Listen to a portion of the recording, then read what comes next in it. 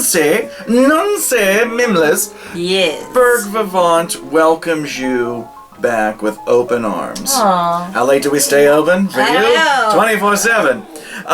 We're talking about this puppet show today. There's a lot of puppet shows. Right, Pittsburgh is all about puppets this We're month. about puppets and children, not puppet shows. Right, because we've got at the City Theater, Hand to God, Yep. and then at Duquesne, Avenue Q, Avenue which Q. I believe is what you're going to talk to us about. Yes, we're going Yeah. to discuss. Let's look sophisticated.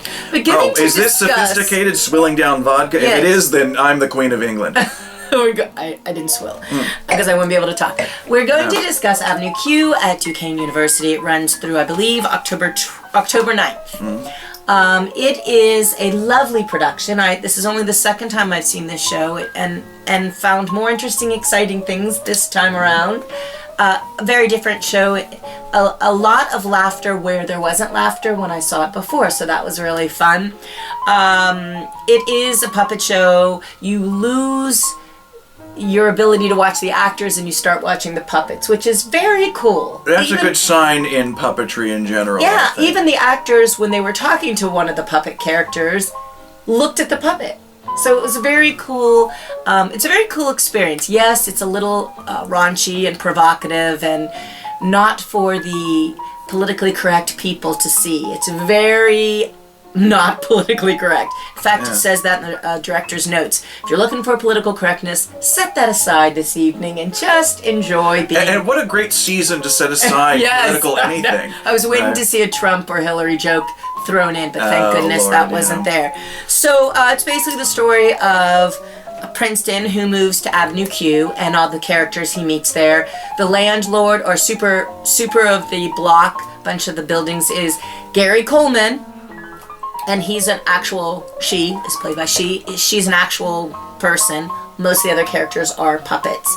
Some of the characters were double cast, which I thought was very cool. Like the guy who played Princeton also played Rod. His name is Daniel Watts. Really sweet, wonderful voice and character, and also kind of raunchy and funny at the same time too. Beautiful. Which is how it should be. I think. So let's just go through the characters really quick. Kate Monster and Lucy the Slut. I just want to say that. Sienna D'Alessandro, Nikki and Trekkie Monster. Hilarious. Everyone should have a Trekkie Monster. Hayden Lounsbury, Christmas Eve. Angela Griffo, Brian, Nate Yost. Very funny. Also not a puppet, a character. Gary Coleman, Michaela Gilmer, Bad Idea Bear #1, which we all should have a bad idea. There's the Bad Idea Bears. They're like the little angel and the devil. Oh no, but they're both devils. They're not one angel and one devil. They're both bad ideas. Right. Brandon Anderson, Catherine Hess, Mrs. Thistletwat, just needed to say it. Izzy Tarkson. And newcomer and Max Begler, and it was directed by Jacob Wadsworth. Very lovely production. I laughed so much loudly. I'm a little embarrassed to say. I think my favorite songs were "It's a Fine, Fine Line," which is sort of a sweet, sensitive song. I love do song. like that song. Very sweet Yeah. and beautifully sung. Beautifully sung by I'm gonna mess up her name. Sienna D'Alessandro. Beautifully sung. Sweet. It's like one of the sweet moments, because a lot of them are raunchy and over the top, and you're supposed to, like everyone's a little bit racist. Not the perfect song for some people to get into, but very funny. The Internet is for Porn.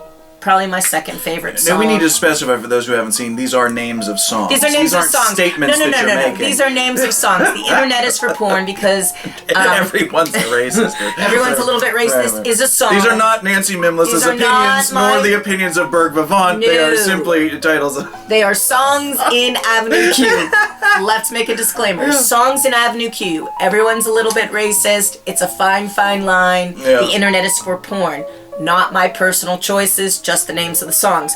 It's just a very entertaining show.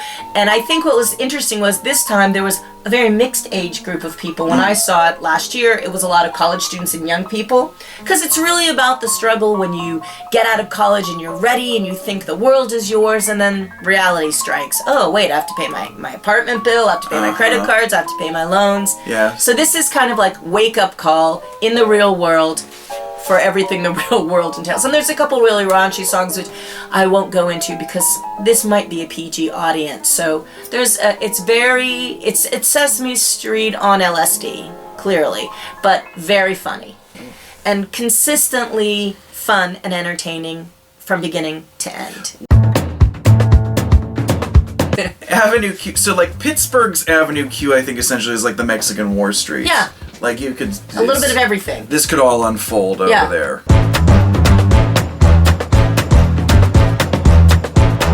Do you think Burgh Vivant would be more palatable if we had puppet versions of ourselves having these conversations?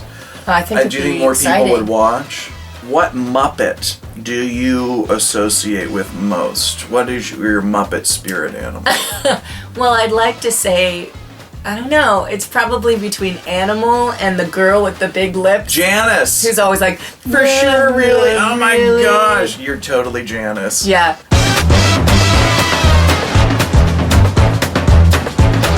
Animal's pretty wild, though. I know, but funny. Like, no, I say Animal because I'm clumsy and I would fall and hit myself on drums and. Animal, I think, though, was based on Keith Moon, the drummer for The Who. Oh no, then Janice. Like.